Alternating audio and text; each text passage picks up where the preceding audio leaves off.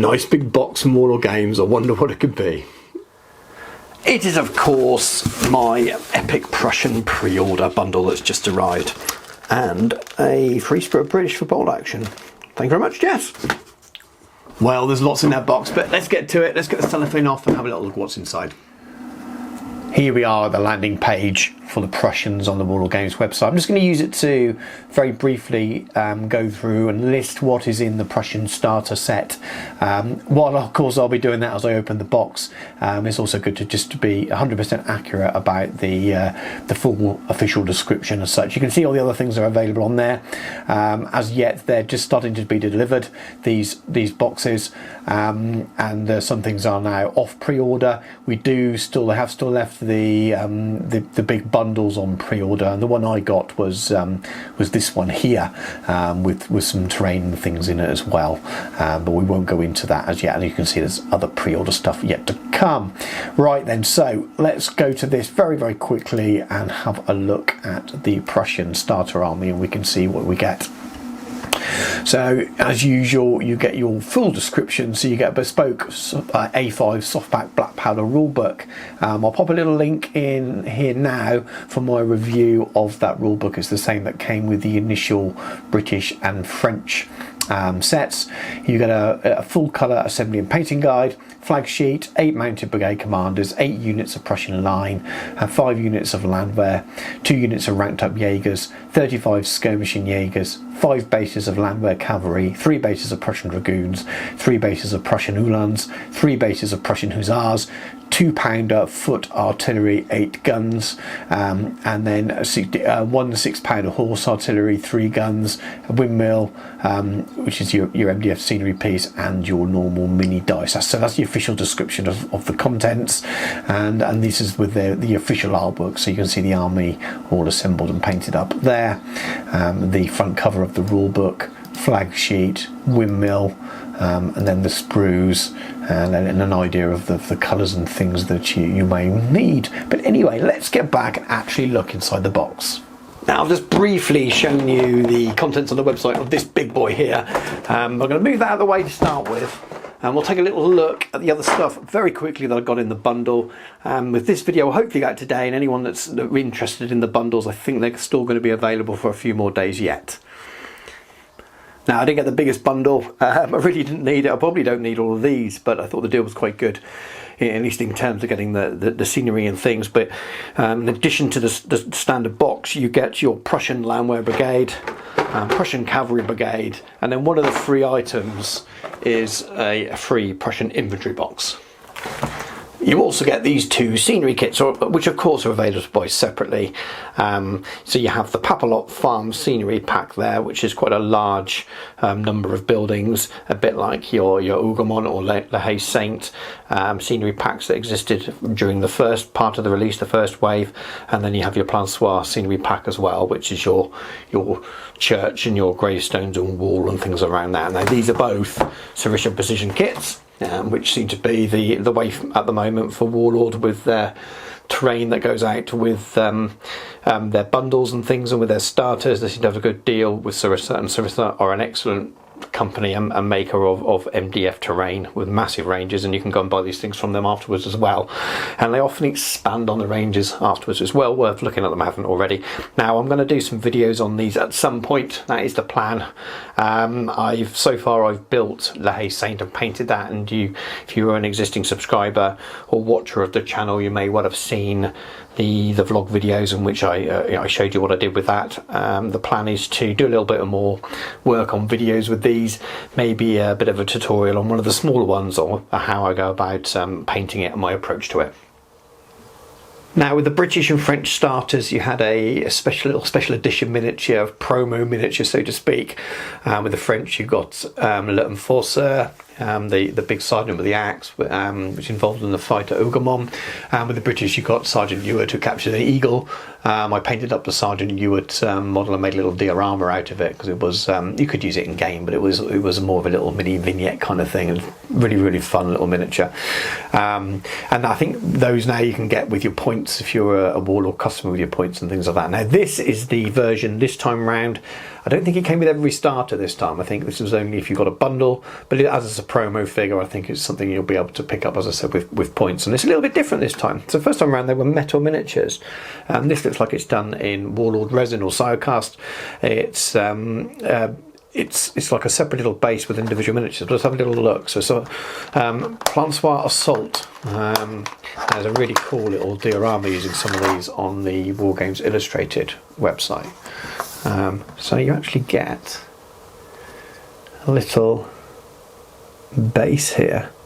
This is like a vignette already made. Now that's an artillery size base, I think, just about. The little wall clearly trimmed off here and fits into there, and then little plugs for the miniatures to fit on. There's a casualty there, and it's definitely Siocast because it's that very rubbery resin, which is it's quite good for gaming. Can be a problem if the miniatures required some cleaning up, because it's very hard to remove the mould lines. When you scrape away, you end up with this kind of odd surface. You need a very sharp blade, and sometimes it can be a bit of a problem. But these look pretty clean, to be honest with you. Yeah, I like these a lot. These are very nice, actually. And the thing with resin, you can get a very, very crisp cast. The problem is the type of resin you use. If it's hard to clean up, it becomes painful. But these don't look like they're going to be a pain to clean up at all, thankfully. They're not bad at all. And I can imagine people trying to pick up extra ones of these and using them on command bases and things like that, which would be fantastic. I'm a bit torn now. I might try and pick up a second one, because I'd like to paint that as a little diorama or vignette, but then have it in the cabinet, but then also maybe use some of these miniatures on Prussian command bases. So I'm sure they'll be on eBay at some point, and I'm sure I'll be able to pick one up with extra points, so I'll grab a second one at some point. But they're really nice, better than expected. I knew they were going to be metal and didn't quite know what it was going to come like, but these are pretty cool. So now over to the big boy, the starter, and that was what I listed when I went to the website at the beginning of the video. So the usual big box that you get with Warlord for these releases. They're smaller than the big American Civil War one, but same sizes as the British and French. And then on the back you have your full list, which is what I showed you on the website. Nice big colour pictures, shows you the terrain piece you got inside, pictures your flag sheet. So if you were new to this era and you walked into a wargaming store and pick this up, it's a really, really good all-round starter. Now, followers of the channel will have seen the contents of this before, because Warlord very, very kindly sent me review stock of all of the frames prior to them being released. So what I will do with these, I will do a quick look at the frames, but I'll pop the links in at the same time to my longer review videos, so should you wish to kind of hear me rabbit on for sort of 5-10 minutes about each of the frames and what that might mean. This is more of a kind of an unboxing and show you the contents and show you what you get for people that are wavering, people that haven't dipped into epic battles yet and are wondering whether this will be the starter set to make them do it. So you get your bases, lots and lots of these. You get these for your infantry strips. So you have your strips fitting are strips of 10, 2 to a base, so 20 men to a base, and 4 stands for the regular regiments. Now this is just Warlord's idea of how to do it. You can obviously do it yourself depending on what rule set you use. You have an artillery base there, and you have 2 bases for the officers that come on some of the stands. Generally you only need to use one of them, so you'll have spare. And then you usually get 2 extra bases. Sometimes they'll be used using ranked Jaegers or other troops like that. Sometimes they end up being spare, and you do end up with a few left over. You get your mini dice, which you get in all your Warlord starters. I've got loads of them now. They are handy. I quite like them myself. Let's move these frames out of the way briefly. We have 2 other things in the box. You have your terrain piece, and this is your 15mm Windmill. Now this I probably will build and do fairly soon for the channel, because it's relatively quick. I think it'll paint up nice and easily, and it's a good example of what you can do with MDF terrain. I'm a big fan of these, and there's lots of ideas about how to do it on the back there, so good stuff these.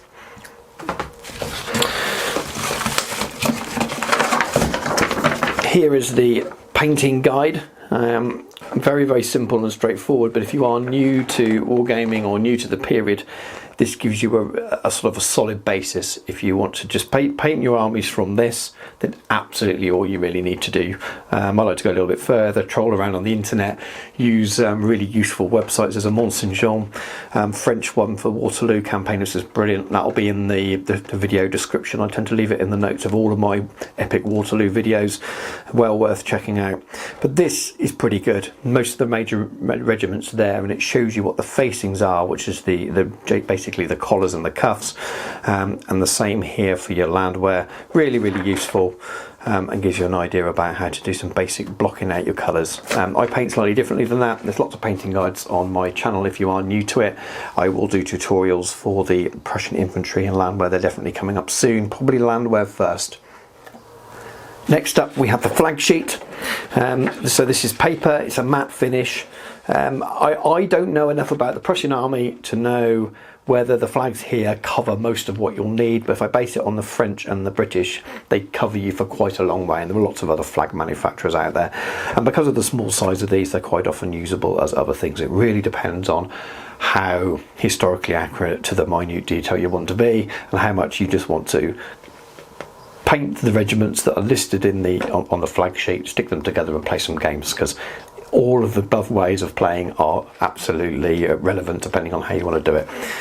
And then the final thing is your rule book. So neatly away in there. Now I've already got a couple of these. Obviously you get one with each of the starters, so I have one with my British starter and one with my French. At the beginning they were signed by Rick Priestley, which is really cool. So these are the standard black powder rules, with some minor changes for scale. With the American Civil War release, you got a separate booklet and a standard small A5 black powder set of rules. This has been reformatted, I think is the best way of describing it, with a few text changes and clarifications to remove references to things that aren't relevant. So black powder is a sandbox game which covers a wider period, so they've removed all the references that aren't to do with Napoleonic gaming, and they've also used examples. All the pictures inside that aren't artwork are pictures of epic troops rather than some of metal Zulus and all the other things that are in the overall black powder book, and they've used epic bases in terms of formation. So there are some minor changes and clarifications, but if you know how to play black powder, you know the rules. There's just some things to make it seem more relevant. If you're brand new and you're picking these sets up, and I know a lot of people are coming to black powder because of these sets, you might get confused about some references that don't really match the epic basing. Then onto frames themselves. So these are in black plastic. There's coloured plastics used for all these releases. The British are in red and the French are in blue. The idea is you can pop them off their frames and clip them in the bases and play straight away. A kind of a nod back to sort of early days Airfix soldiers, which was part of the inspiration for going for the smaller scale. Now, how does that affect you when you're preparing them?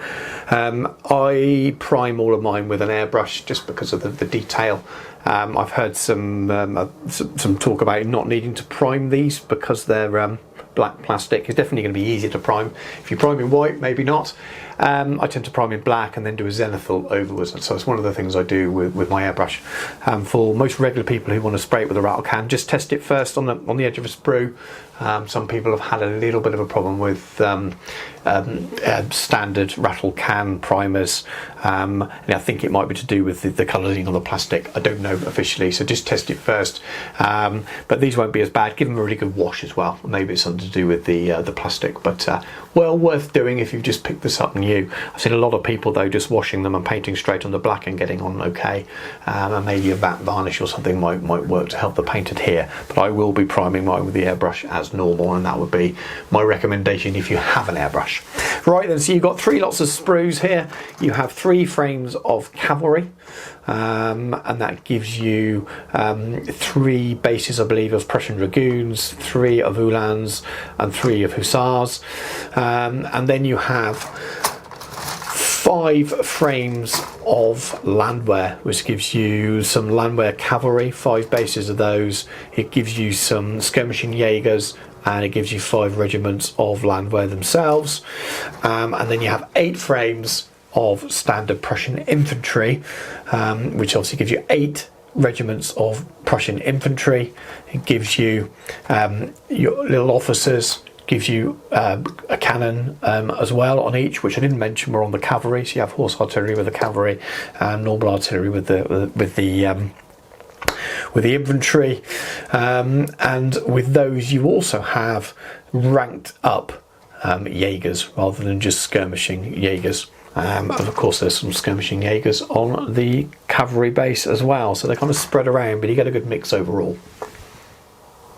So we'll have a very quick look at the frames in turn. As I mentioned earlier in the video, I was very lucky to receive some pre-release review frames from Warlord Games. So I've done full videos on those already, and I'll link them in as I look at each frame. So this is the cavalry frame. So you have your three types of cavalry on here, your dragoons, your uhlans and your hussars. You also have your horse artillery. This is your 6-pounder horse artillery. One of those on each frame. And you have some skirmishing Jaegers as well. You do have spare banner poles as well. Not everyone likes to put them on their cavalry. There's also a couple of trumpets or horns for the cavalry as well.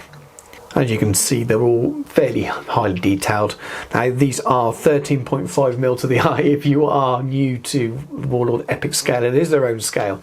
It is less than 15mm. It's more like real old school 15mm, like your original minifigs, but doesn't match your kind of modern day 15mm that edge on to that kind of 18mm thing. So if you're watching this video and you've not heard all of that about Warlord Epic Scale before, there are their own thing. There are some options for add extras from other manufacturers, and say using old minifigs, some older regular miniatures and things like that. Alternative armies, I think, and obviously the odd 3D printed thing, but they are Warlord's own scales, and they may not match your existing 50mm armies if you have them. And here's your landwehr frames. You've got your landwehr cavalry here, you've got some more skirmishing Jaegers, an extra flagpole and things at the top, and then you have your landwehr infantry. So these are the softer, flatter caps. And your landwehr are your militia, really, your land army. So rather than not as highly trained as the regular line Prussian troops. And your final frame, so this is the infantry frame itself. So you have your officer that you can use as a brigade commander, you could use it as a regimental colonel if you wanted it as your army leader. There are some generals on the way, some personalities. They're on pre-order at the moment. I've ordered mine, but you likely want some divisional commanders and things as well. So it's up to you how you use them. But with one per frame, you generally end up with enough. You've got your artillery on here, so this is your 12-pounder foot artillery, and you've got your regular line troops. And then of course, as I mentioned earlier on, you have some Jaegers, but ranked up. So as mentioned, there are more detailed reviews of those, and I talk a lot more about them, but I wanted to keep this video less than sort of 15 minutes or so. So check out the links for those more detailed reviews if you're after them. So this is definitely more of an unboxing than a review. I've got lots and lots of videos on the channel for the epic scale things from Warlord Games. I'm a big fan of it. It's been a big part of my hobby for the last couple of years since the American Civil War was released. So I think it would be a little bit disingenuous for me to sort of pretend it was just a review. I like it. I think it's a good thing. Some people aren't a fan of the slight change in scale and the fact that Warlord have done their own because it doesn't match existing stuff. That's up to you really. There are other things out there if you don't like the scale, as always, but this suits a lot of people, and to get this kind of size of army in mass plastic I think is a good thing. Good for the hobby, good for getting new people into the period and making Napoleonic wargaming more accessible. It's something that's not always that accessible to new people. I'd say get out there, enjoy it, make an effort to look into the uniforms a little bit, at least get them generally the right colour. But these miniatures are so small, you'd have to be an incredibly a fantastic painter to be able to paint in every detail anyway to get them all right. So as long as you get it close enough and they represent well, I think that's more than enough. Get them on the table and enjoy playing some games, and that's the most important thing. There are points and things in the rule books. If you like that kind of points match style game, you can. Black Powder isn't a competitive game.